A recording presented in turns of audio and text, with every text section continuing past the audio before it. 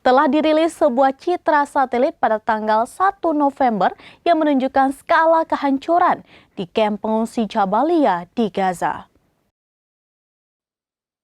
Telah dirilis sebuah citra satelit pada tanggal 1 November menunjukkan skala kehancuran di kamp pengungsi Jabalia di Gaza.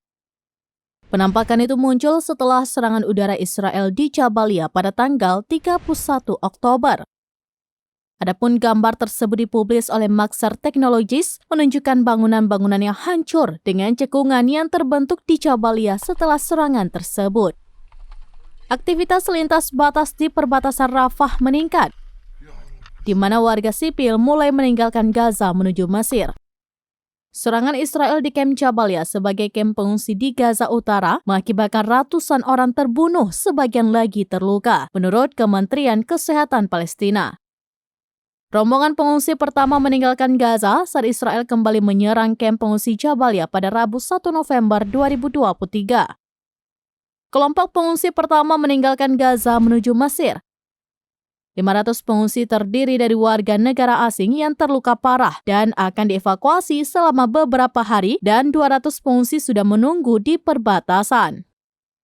Sementara itu, pada hari yang sama, kamp pengungsi Jabalia dibom untuk kedua kalinya. Kantor Hak Asasi Manusia PBB menyatakan kekhawatiran serius bahwa ini adalah serangan tidak proporsional yang dapat dianggap sebagai kejahatan perang. Sekelompok pengungsi yang terluka dari Gaza telah mencapai Mesir.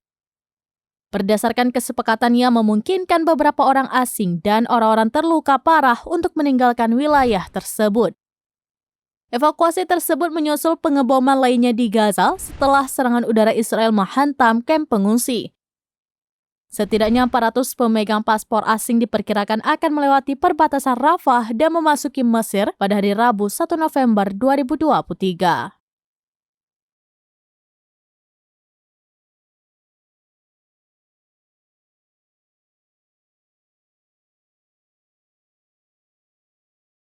Demikian informasi terkini Syedara Alun. Saksikan terus beragam informasi lainnya. Jangan lupa like dan share seluruh akun serambinews.com.